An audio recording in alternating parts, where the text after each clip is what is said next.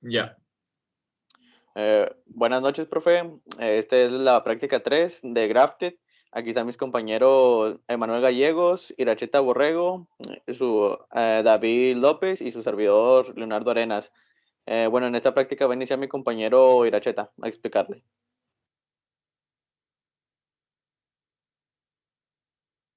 Bueno, profe, yo voy a explicar lo que viene siendo el GraphSet, el modelo de representación gráfica de los comportamientos secuenciales de un sistema lógico, definido por sus entradas y salidas, ya que este diagrama nos permite hacer un diseño de proceso automatizar,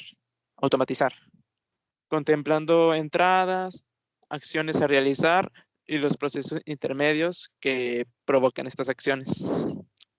Lo que diferencia este GraphSet entre otros lenguajes de programación es que es un sistema gráfico de sintaxis sencilla, que mediante algunos comandos simples es posible especificar procesos de automatización mediante flujos lógicos. Y hablando un poco de cómo se compone el GraphSet, se compone de etapas o estados a los que están asociados en acciones. 2, transiciones a lo que van asociadas receptividades. Y 3, uniones orientadas que unen a las etapas a las transiciones y las transiciones a las etapas. Sería todo.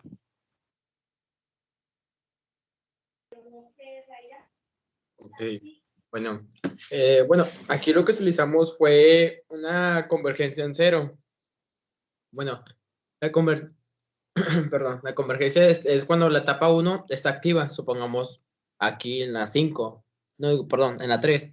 Y luego, pues ya según se cumple la receptividad que está asociada a la transición, pues la transición B se va a pasar para activar la etapa, las siguientes etapas que son como, por ejemplo, aquí que son la 4 y la 5. Bueno, ese es un tipo de divergencia. Eh, la, es desde que una etapa se evoluciona y la otra, hacia la otra etapa siguiente, o se puede saltar hasta dos. O sea, supongamos que está en la etapa 3 y no, pues sigue sigue la 4, ¿no? Podemos hacer como un tipo puente donde están unidas o enlazadas y se puede saltar hasta la etapa 5. Esa es la divergencia. La convergencia se maneja en es cuando la etapa se cumple, pero la receptividad asociada a la transición pasa de que a tal número se activa y si la etapa anterior, una etapa anterior al número que sigue, se debe de activar también, porque la receptividad asociada de la transición B para que la etapa 4 pueda ser activada, o sea, antes de que una etapa se vaya, supongamos la etapa, no sé, 4 o 3 se active, tiene que activarse primero pues la primera y luego la segunda, porque no puede pasar tampoco así directo de que, no, quiero que nomás desde la 1 hasta como para la 6, o sea, no se puede hacer eso, ¿verdad? Mínimo se tiene que activar mínimo unas dos antes o sí, para que ese sea una tipo convergencia en cero, que son las más básicas, por así decirlo. Y sería todo de mi parte.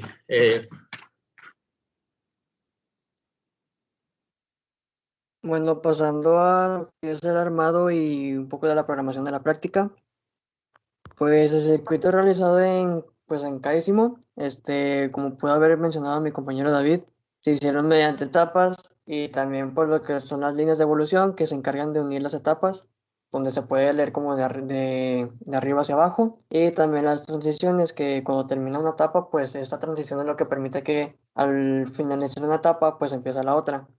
Y pues lo que se pretende hacer con esta práctica es que queremos prender un bombillo rojo, un amarillo y uno verde, que se prenden secuencialmente por unos tiempos, así como si fuera un semáforo. Y que todo ese proceso de prender y apagar los bombillos se hagan 3 veces. Para eso se utilizó un contador.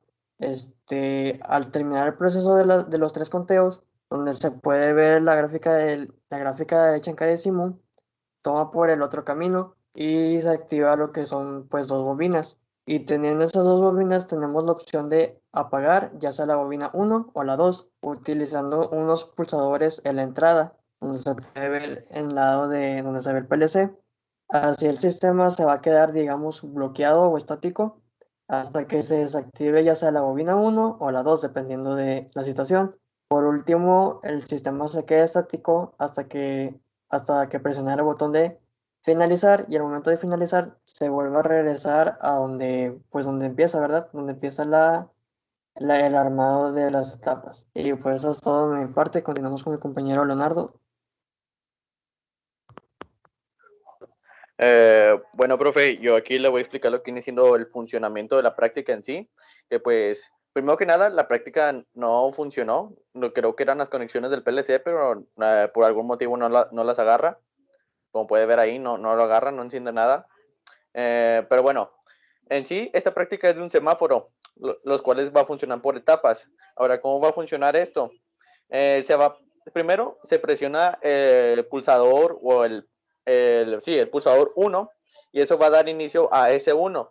De inicio 1 se va a pasar a etapa 1. En etapa 1, pues cada etapa se configuró como debe de ser para que vaya en orden y se puso un contador.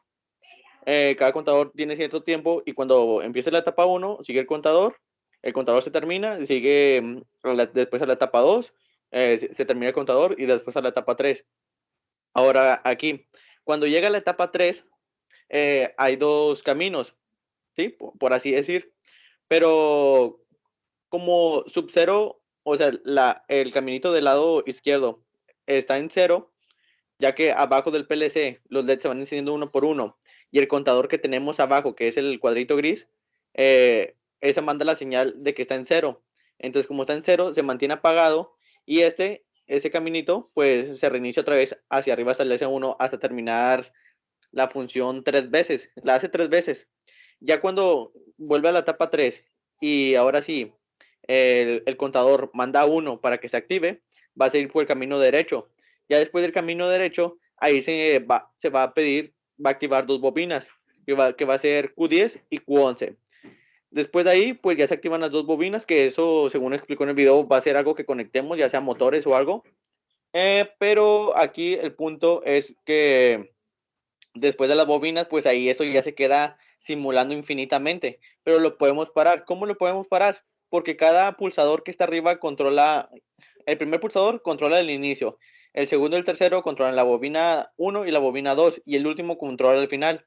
Bueno, si queremos terminar que se reinicie, por así decir, para que ya no esté infinitamente, pues pulsamos ya sea uno de los pulsadores 2 o 3 para que una de las bobinas se apague y ya no pueda proseguir y se empieza a reiniciar. Ahora, cuando hacemos eso, pues ya se reinicia y así se queda estático, ¿sí? Pero, por ejemplo, si ya seguimos eso y lo queremos terminar, pues podemos pulsar el pulsador final. El final lo va a mandar hacia el principio otra vez arriba y pues ahí ya se va a terminar el procedimiento, ¿sí?